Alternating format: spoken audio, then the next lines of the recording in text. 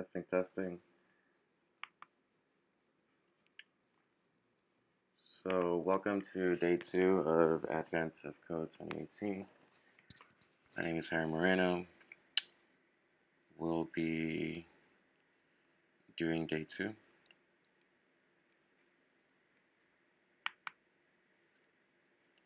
And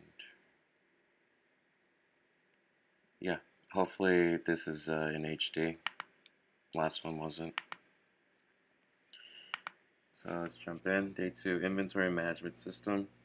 You stop falling through time, catch your breath, and check the screen on the device. Destination reached. Current year, 1518. Current location, North Pole, utility closet 83N10. You made it. Now to find those anomalies. Outside the utility closet, you hear footsteps and a voice. I'm not sure either, but now that so many people have chimneys, maybe he could sneak in that way. Another voice responds, actually, we've been working on a new kind of suit that would let him fit through tight spaces like that. But I heard that a few days ago they lost the prototype fabric, the design plans, everything. No, nobody on the team can even seem to remember important details of the project. Wouldn't they have had enough fabric to fill several boxes in the warehouse? They'd be stored together, so the box IDs should be similar. Too bad. It would take forever to search the warehouse for two similar box IDs. Emphasis theirs. They walked too far away to hear anymore. Late at night, you sneak to the warehouse. Who knows what kinds of paradoxes you could cause if you were discovered, and use your fancy wrist device to quickly scan every box and produce a list of the likely candidates your puzzle input. To make sure you didn't miss any, you scan the likely candidate boxes again, counting the number that have an ID containing exactly two of any letter, and then separately counting those with exactly three of any letter. You can multiply those two counts together to get a rudimentary checksum and compare it to what your device predicts. For example, if you see the following box IDs, ABCDEF contains no letters that appear exactly two or three times. That contains 2A and 3B, so it counts for both. The next one contains 2B, but no letter appears exactly three times. The next one contains 3C, but no letter appears exactly two times. Okay, it contains 2A and 2D, but it only counts once. This one contains 2E. This one contains 3A and 3B, but it only counts once. Of these box IDs, four of them contain a letter which appears exactly twice, and three of them contain a letter which appears exactly three times. Multiplying these together produces a checksum of 4 times 3 equals 12. What is the checksum for your list of box IDs? So begin to get your puzzle input.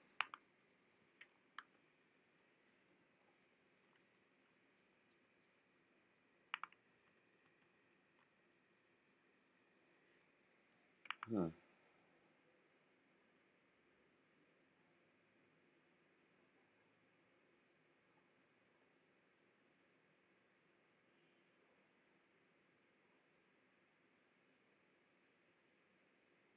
Too bad it would take forever to search the warehouse for two similar box IDs. To make sure you didn't miss any, you scan the likely candidate boxes again, counting the number that have an ID containing excuse me, containing exactly two of any letter, and then separately counting those of exactly three of any letter.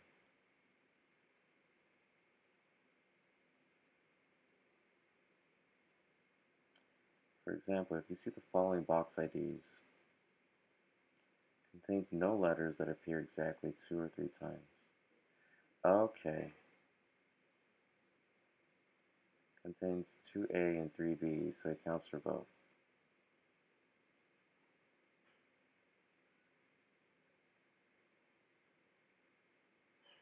Counting the number that have an ID containing exactly 2 of any letter. 2 of any letter. And 3 of any letter.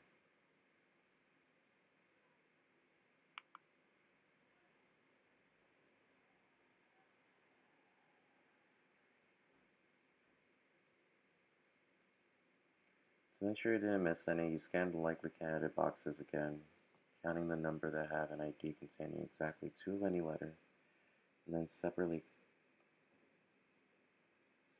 counting those with exactly 3 of any letter.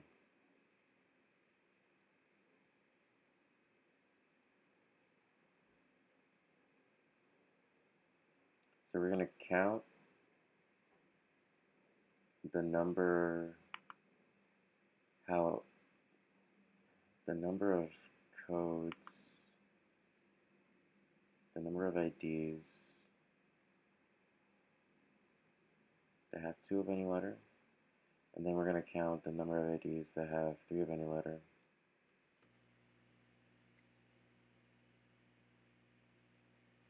So I guess I'm going to start writing that.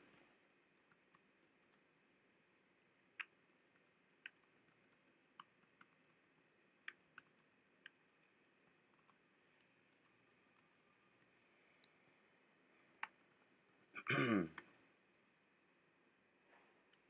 guess we're gonna want to compute the number of IDs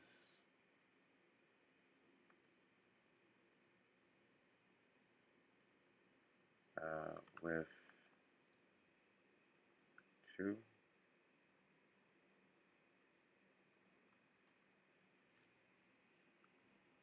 and the number of IDs with 3. And we know what that means. It's not the best variable name, but we know what that means in this context.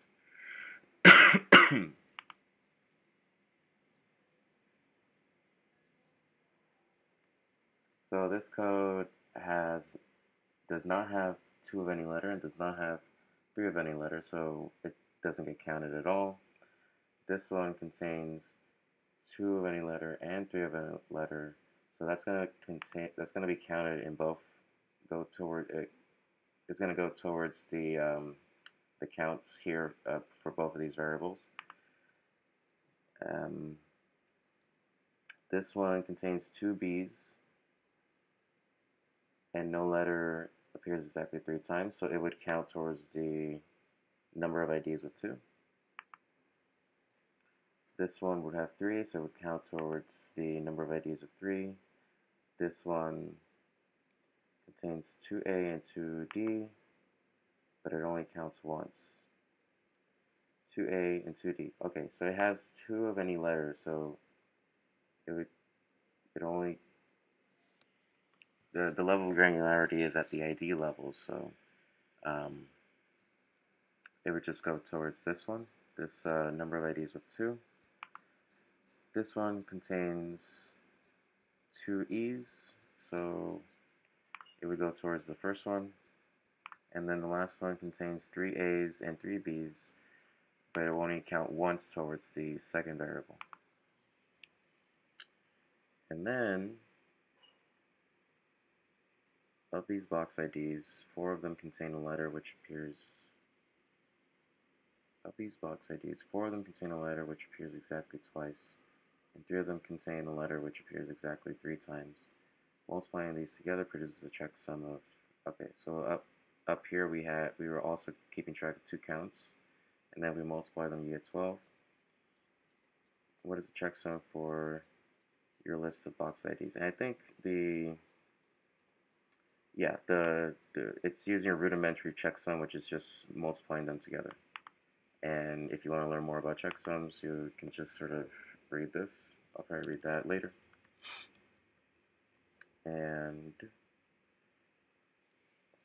Okay, so I think this is part one. So it's now that I've understand the problem, it doesn't seem too hard. Let's see. Input is equal to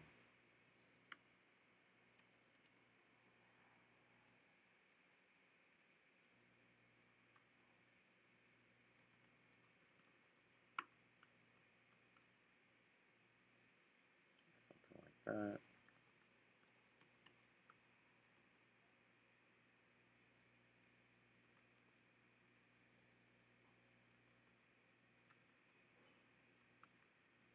I'm just making them strings now.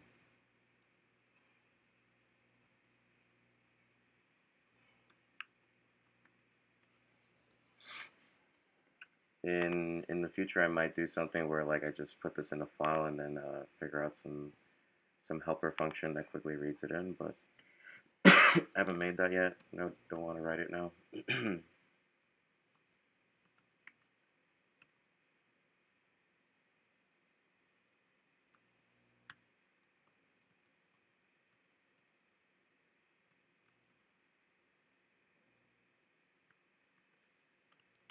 I like that in Python you can have trailing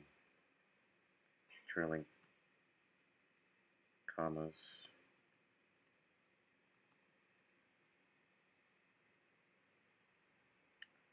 Um,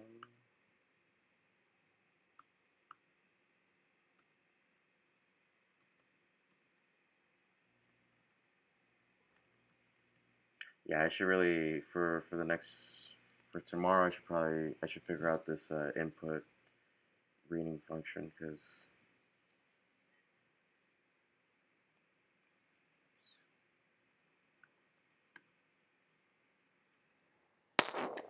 popcorners. Okay, so we want to replace the end of each line with a closing string and a comma.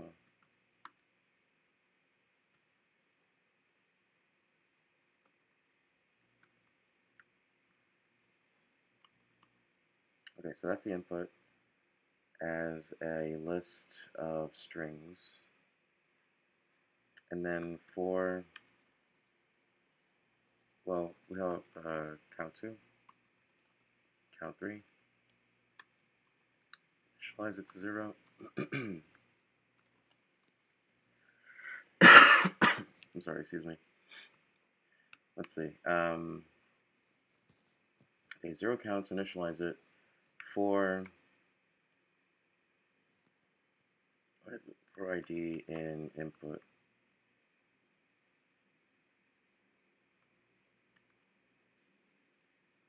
Right. For ID in input, if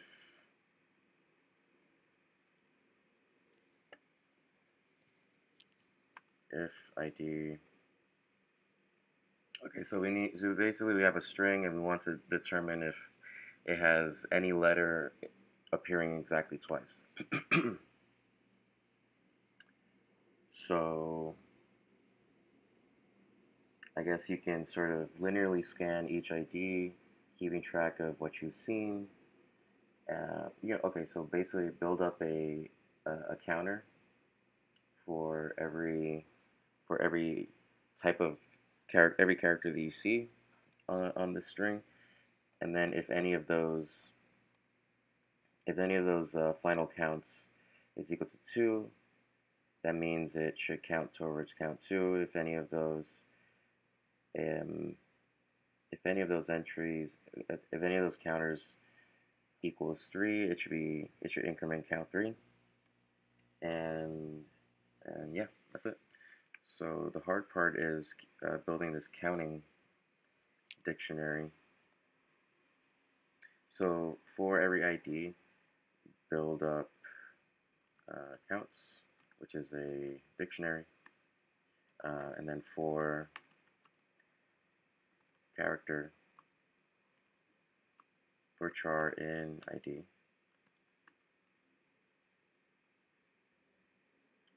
For every character in the ID, basically if counts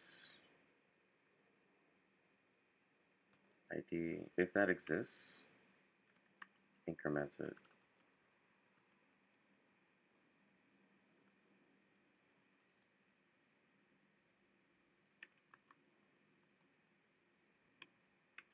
Otherwise, if it doesn't exist, make it exist. Add an entry. Oh, character.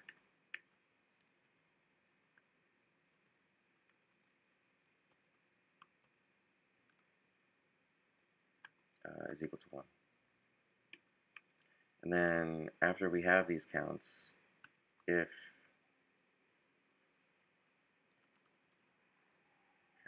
any of those, if any of the values is equal to 2,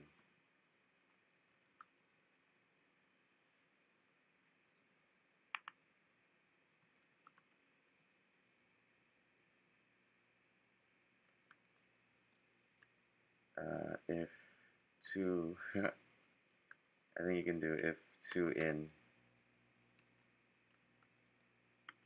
then basically count 2 should be incremented. Similarly, if 3 is in any of those counts,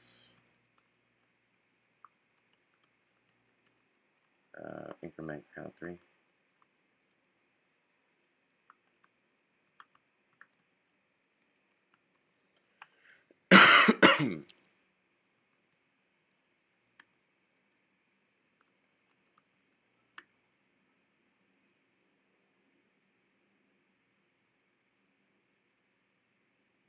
Key error Y. Counts. Let me do some sanity checks. So, like, if you have a dictionary like this, I may ask it, hey, like, do you have an entry like Y? It doesn't like that.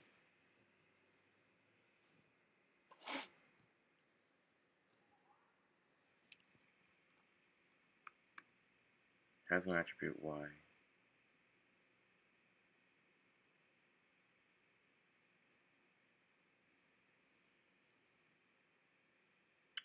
Could you ask it Y in counts?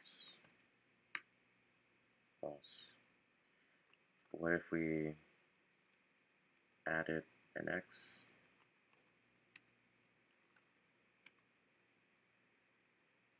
Could you then ask it X in counts? True. Okay, so I could probably do it that way then. If line 2 was 260,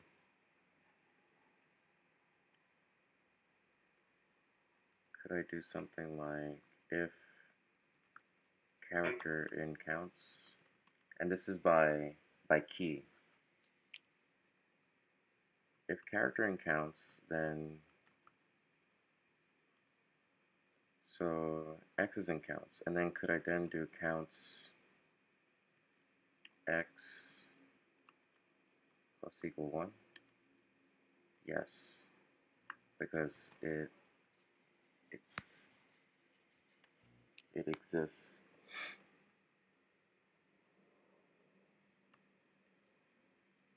If character is in counts, plus equal 1. Otherwise, set it to 1. And then, so this might work now.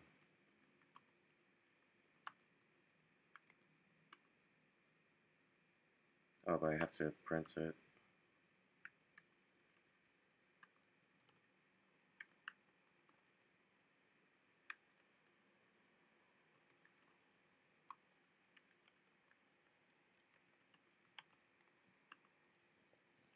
So 248 and 29. Let me just use the REPL here. So 4 times 29. So 7192.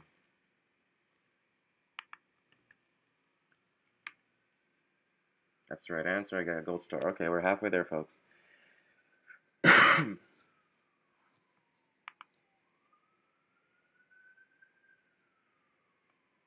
halfway there.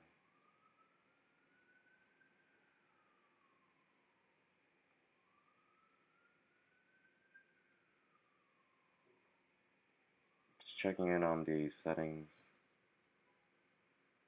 It seems to look fine.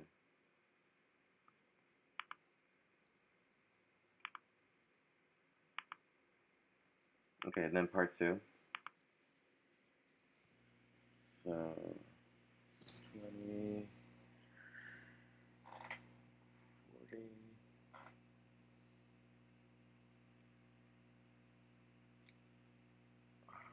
Just looking at my clock.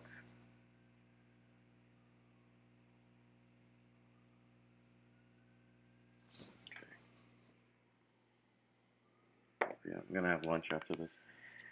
Confident that your list of box IDs is complete, you're ready to find the boxes full of prototype fabric. The boxes will have IDs which differ by exactly one character at the same position in both strings. For example, given the following box IDs, the IDs A, B, C, D, E, and that are close,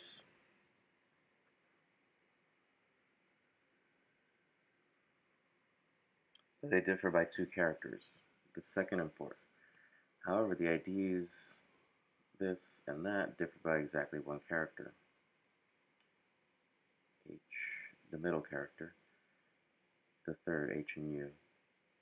Those must be the correct boxes.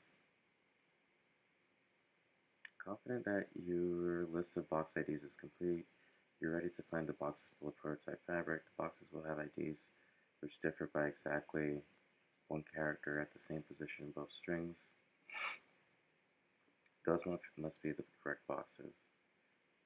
Okay, so we're going to get another set of IDs, and I guess we're looking for two IDs, one that differs by two characters and one that differs by one character. What letters are in common between the two correct box IDs? So I'm assuming that in the next input, wait, no, it's the same input, although it hasn't changed, you can still get. What letters are common between the two correct box IDs?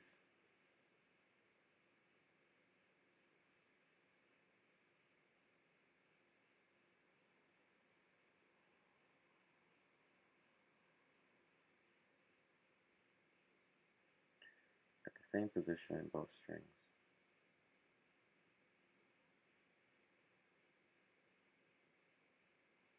Okay, so in the input we got, there may be two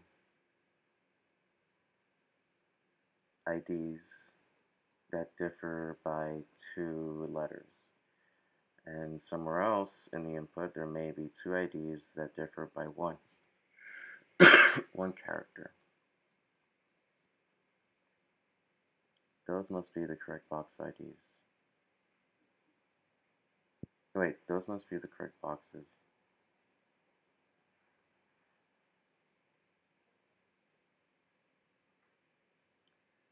What letters are common between the two correct box IDs?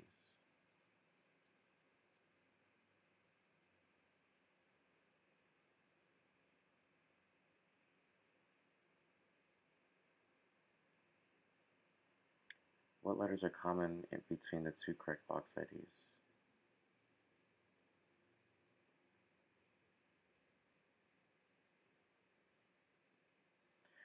I'm a little confused because it feels like we would be dealing with four boxes.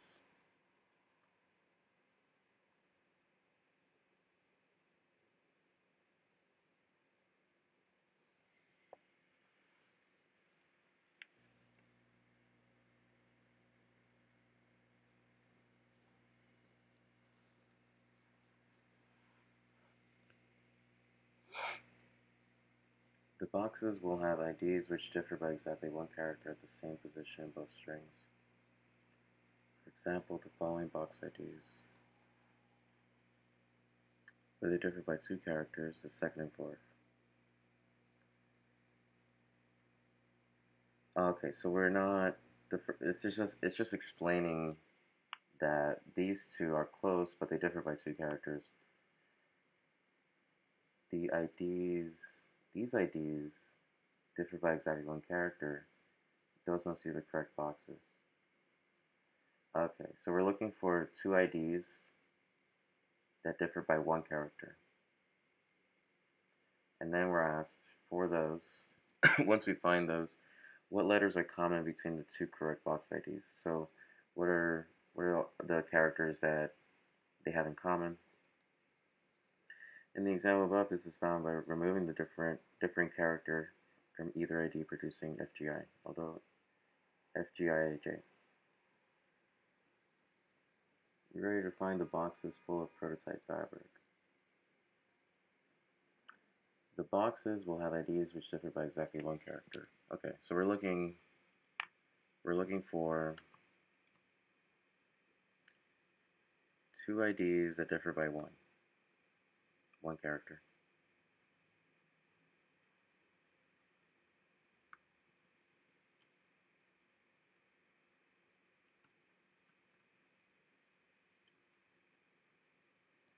I'm just gonna squeeze the part 2 code here. I just want it to be a little closer to the IDs for some reason. For some odd reason, I want to put it here.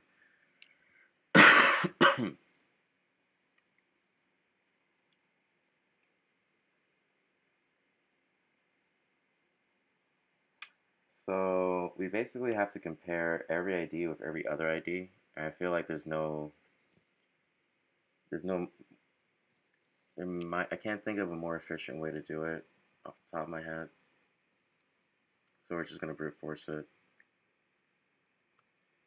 And I think we want to find something distance.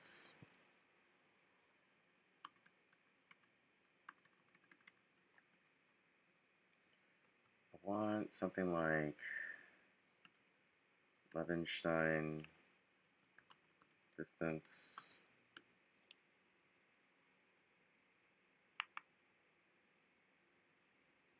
Measuring the difference between two sequences. Edit distance. I get this in Python.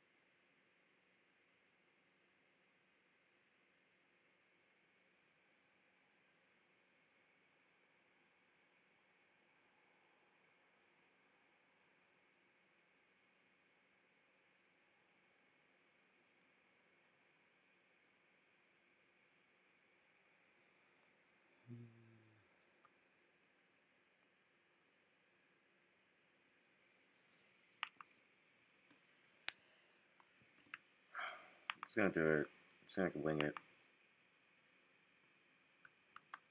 For ID and inputs.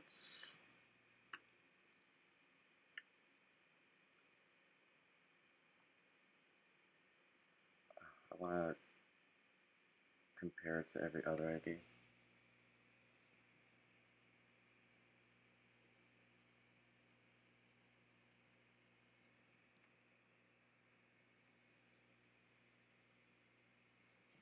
I'm wondering if what we have here can help somehow.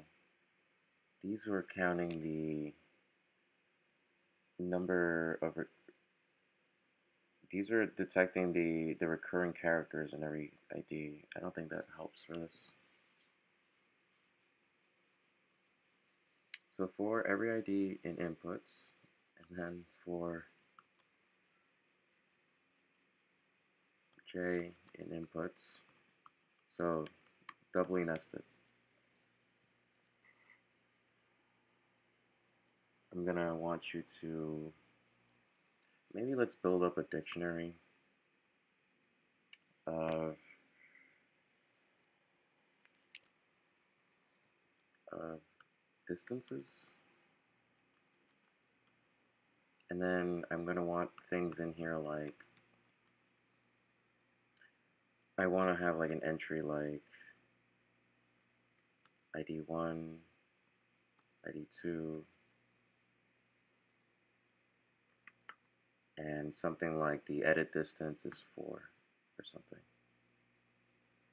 And then I'll be able to and then I'll be able to query this dictionary the same way I did down here, the same way I did below, and just ask it like what entries have a distance of 1, and that'll be the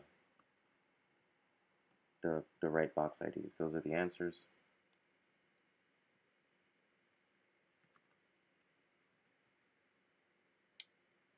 So for, I'm gonna do like this, I and J.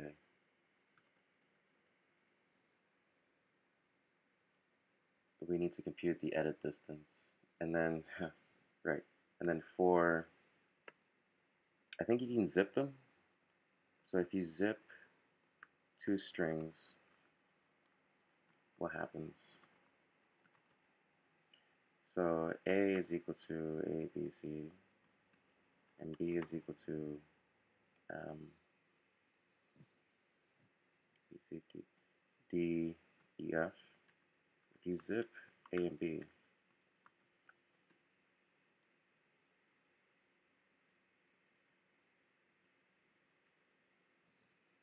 and for I in zip, print I, so just print all the entries. It's sort of like processing them like column-wise. If you think of a string as a row, and then you zip two of them, you're sort of you are able to traverse them column-wise. You can think of it that way, column-wise. And so I think, so for zip ij, we're gonna get some entries for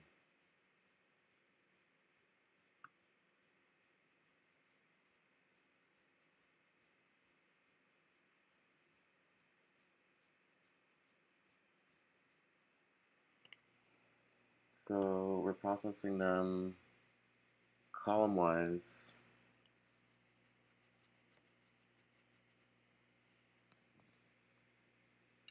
Processing them column-wise, and for, I guess, column in blah.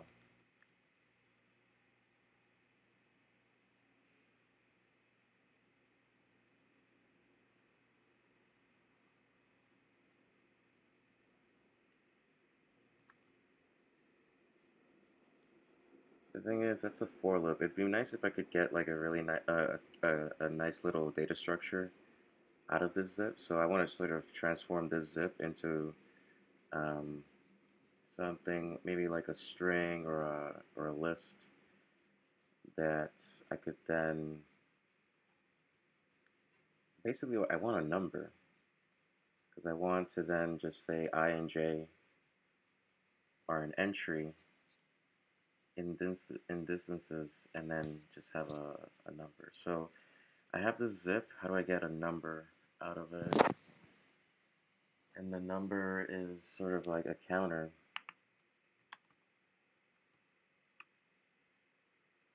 For ij, the the distance is so initializes as 0, and then for column in blah, if column 0 does not equal column 1, I want you to increment this distance.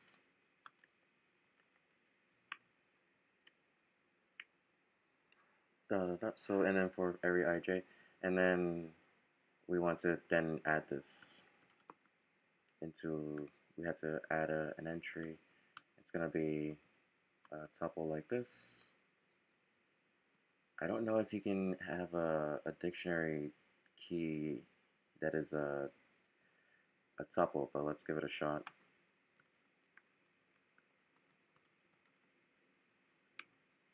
And then once we've sort of built up these distances, I want you to then print the distances.value.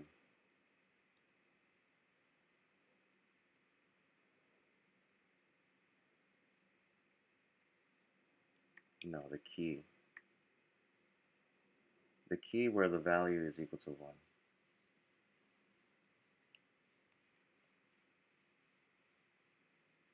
By key, how'd you do that?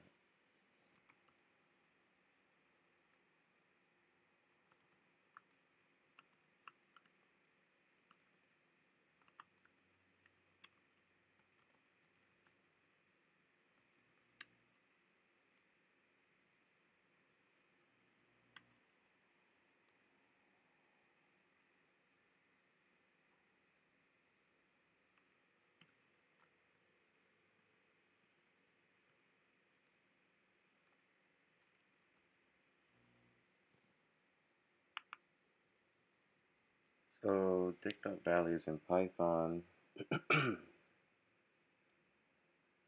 would spit out all the values. How about Python key by value?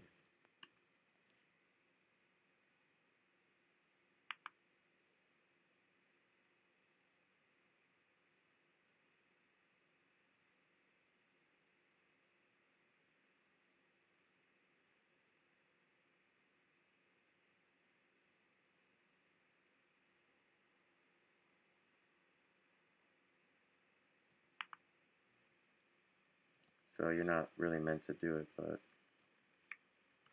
dict keys, dict values.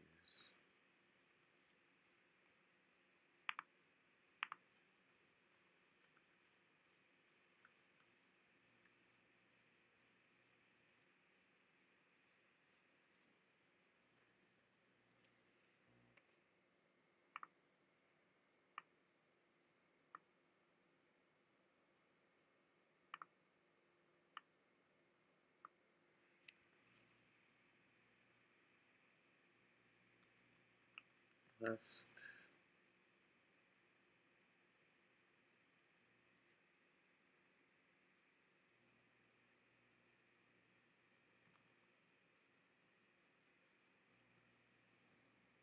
list, dict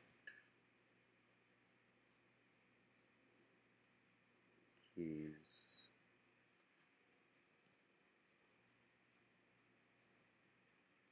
list, dict values, index, A. It's not meant to be used this way, but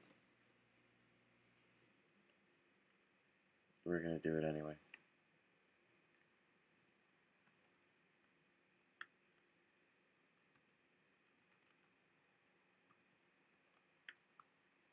Honestly, I'm a little bit concerned that if this is going to not fit in memory or something.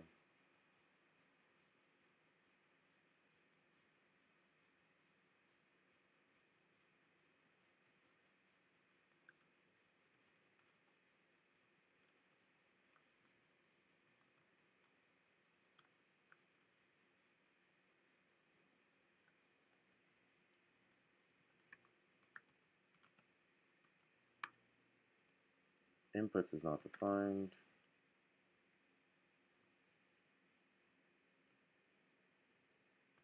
Inputs.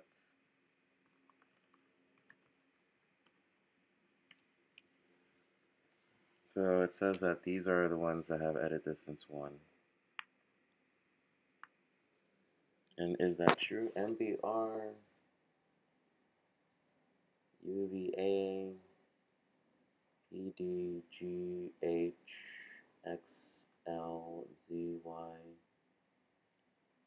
CBH, wait, CBHMFQ,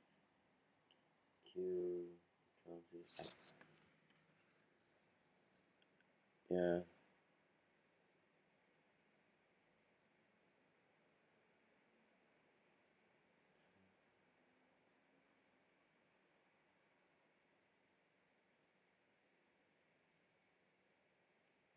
the P and the V, I guess.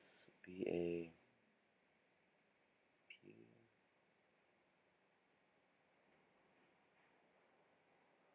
VAPD, VAPB. The B and the D. I think it's the B and the D.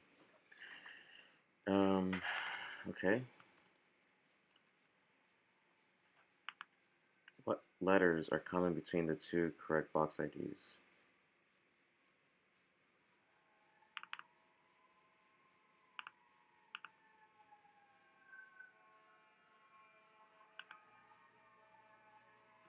VAPB, VAPD.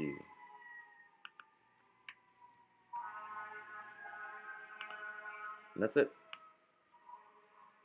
I've completed day 2, admin of code. Return to your calendar. I don't know what this is. I should probably figure out.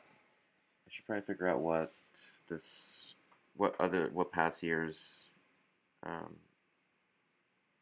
what is this thing in the past years, and figure out what to expect here. But yeah, that's day 2. Thanks for watching. If you have any requests for other sort of videos, let me know. Other topics.